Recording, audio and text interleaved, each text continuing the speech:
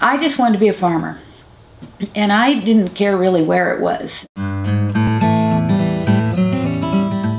I wanted to farm since I was a small boy and since I was at Iowa State University. Everyone said you won't be able to farm because in 1980 it was so hard to buy land or buy machinery and if you didn't have anything. Back then, you know, land was very high priced. There was no way for me to become a farmer unless I married someone who already had a farm.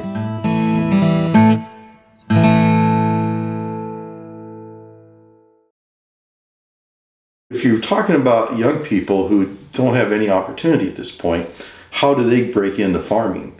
And it's very difficult, but that's what I've done, and I know other people who've done it.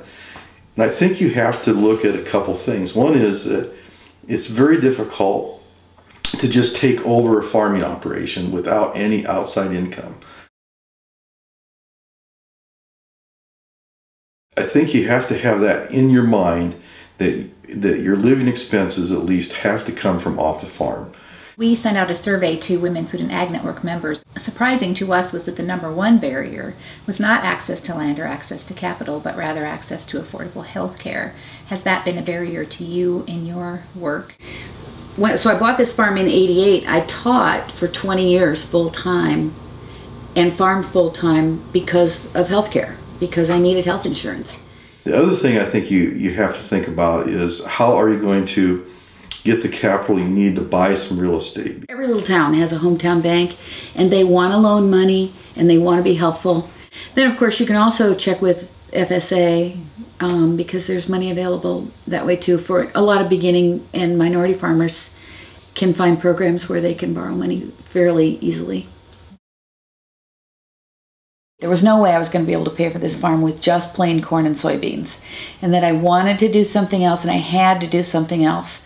So I also grow open pollinated corn and sell seed in the winter, and I also have hay ground because it's part of my rotation, so I sell a little bit of hay. But basically what I do and where most of my income comes from is then community supported agriculture.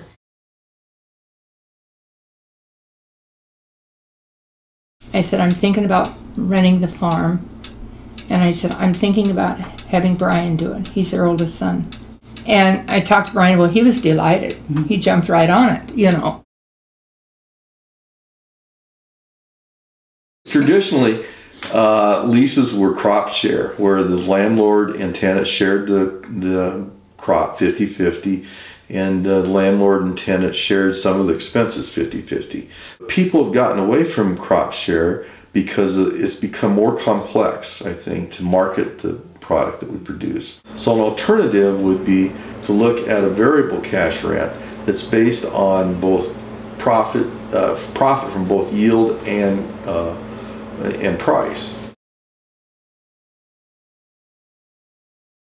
Find an older woman who rents out farmland, who has some buildings and water and electricity, and see if they can't rent 1 or 2 acres. Even if she charges them $500 an acre, which is a lot in my world, still that's not that much in produce sales. So I still think it's affordable.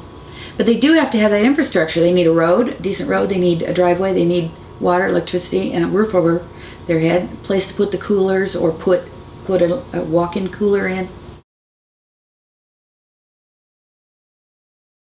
Around my land, everybody farms at least 5,000 up to probably 10 or 12,000 acres. So I would imagine that whoever would rent my farm would want to take out the wetland and not take out all the prairie.